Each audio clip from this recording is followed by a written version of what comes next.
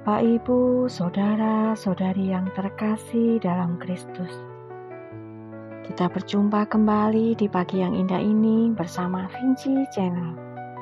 Mari kita sama-sama merenungkan Injil Markus 12 ayat 18 sampai dengan 27 tentang Allah yang hidup. Allah yang kita sembah bukanlah patung yang mati, bukan pula berhala yang tak berdaya, melainkan Allah yang hidup, yang bekerja dalam kehidupan kita setiap hari. Firman Tuhan memberi kita banyak bukti dan janji tentang Allah yang hidup ini. Dia aktif dalam kehidupan manusia untuk menyelamatkan dan menebus umatnya. Dialah Tuhan yang mengutus anaknya yang tunggal untuk mati di kayu salib guna menebus dosa kita dan mewujudkan kerajaan surga yang besar yang tidak dapat tergoyahkan.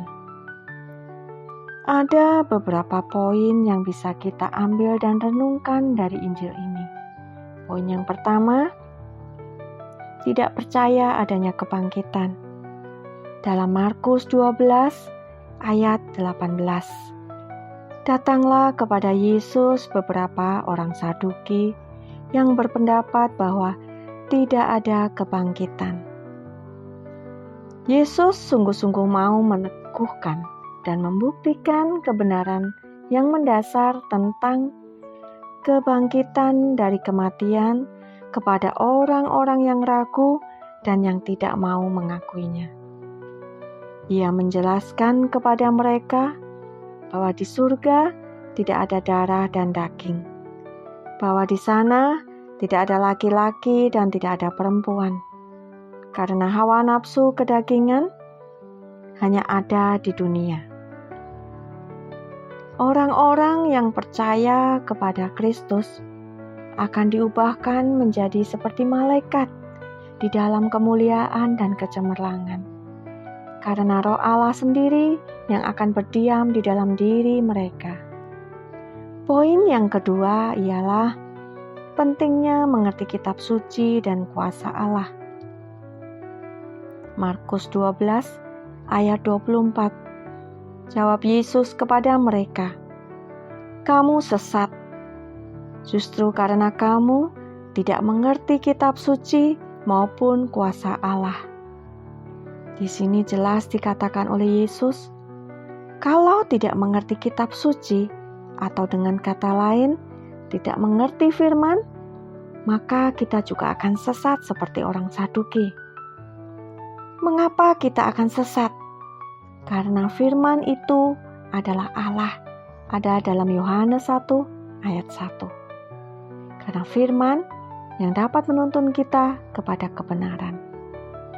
Dengan kita mengerti firman, maka kita akan mengenal Allah dan kita juga akan mengerti kuasanya yang melebihi apapun yang ada di dunia ini.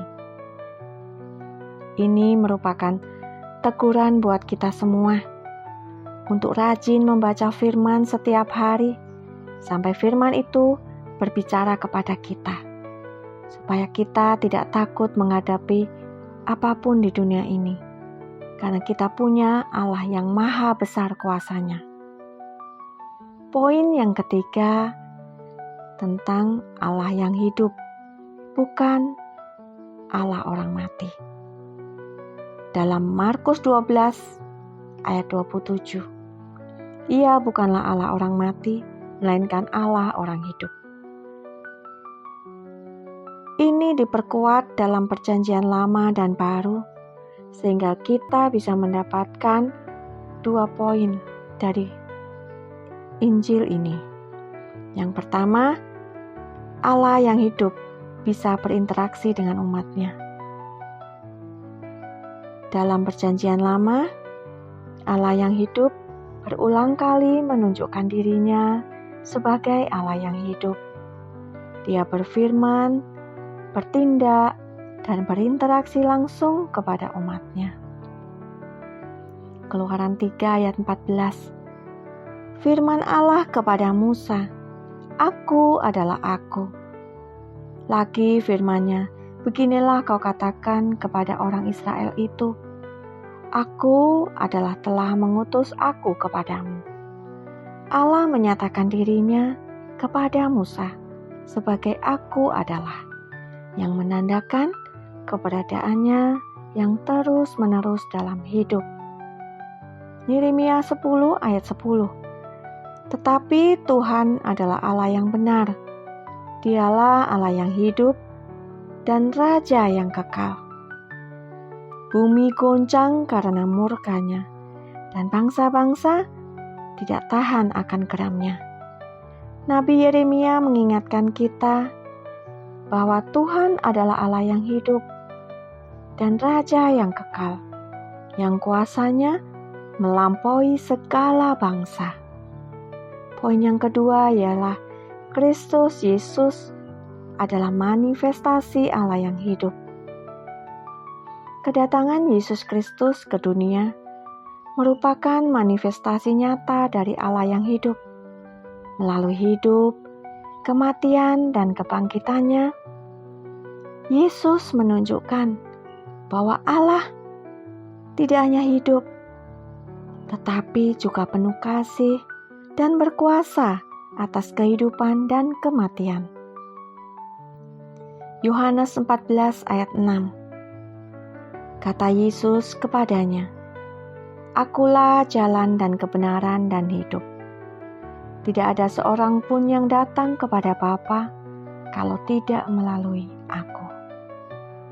Yesus menegaskan bahwa Dia adalah hidup itu sendiri, sumber kehidupan kekal. Juga pada Yohanes 11 ayat 25 sampai dengan 26. Jawab Yesus, Akulah kebangkitan dan hidup. Barang siapa percaya kepadaku, ia akan hidup walaupun ia sudah mati. Dan setiap orang yang hidup dan yang percaya kepadaku tidak akan mati selama-lamanya. Percayakah engkau akan hal ini?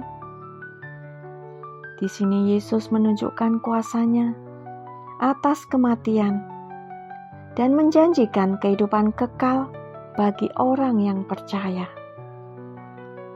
Saudara-saudari yang terkasih dalam Kristus, marilah kita selalu mengingat bahwa Allah yang kita sembah adalah Allah yang hidup. Dia bukan sekedar konsep, tetapi Dia adalah pribadi yang nyata, yang hadir, dan yang bekerja dalam kehidupan kita. Allah yang hidup menawarkan penebusan dan keselamatan kepada semua orang yang bertobat dan percaya kepada Anak-Nya. Dan semua orang yang bertobat dan percaya kepadanya akan dijadikan baru di langit baru dan bumi baru. Wahyu 21 ayat 1. Lalu aku melihat langit yang baru dan bumi yang baru. Sebab langit yang pertama dan bumi yang pertama telah berlalu, dan laut pun tidak ada lagi. Langit baru di Alkitab dimaksudkan kuasa atau pemerintahan. Tapi di Wahyu 21 ayat 1 ini, langit baru dimaksudkan kerajaan Allah yang ada di surga. Bumi baru dimaksudkan orang-orang yang rela tunduk pada kerajaan Allah. Bumi yang lama, yaitu orang-orang yang menentang kerajaan Allah, itu tidak akan ada lagi. Laut juga sudah lenyap. Laut yang disebutkan di Wahyu 21 ayat 1 ini juga bukan dimaksudkan laut sesungguhnya. Laut itu sering bergelora dan dilanda badai. Jadi, laut menggambarkan orang-orang yang tidak memedulikan Allah. Mereka melakukan hal-hal buruk dan menimbulkan banyak pergolakan. Injil ini tidak boleh ditolak bagi kita orang percaya.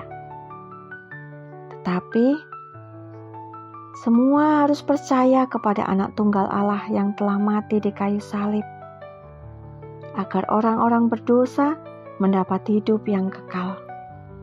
Ingat pada video yang lalu tentang perumpamaan pemilik kebun anggur. Kita diminta untuk menjadi penggarapnya yang setia dan taat, serta mempersembahkan buah-buah sesuai dengan kehendak-Nya. Marilah kita mempercayainya agar kita beroleh keselamatan. Semoga kehidupan kita menjadi saksinya bahwa Allah yang hidup itu ada dan berkarya dalam dunia ini. Jangan lupa subscribe Vinci Channel untuk mendapat update video kami. Terima kasih, Tuhan Yesus memberkati.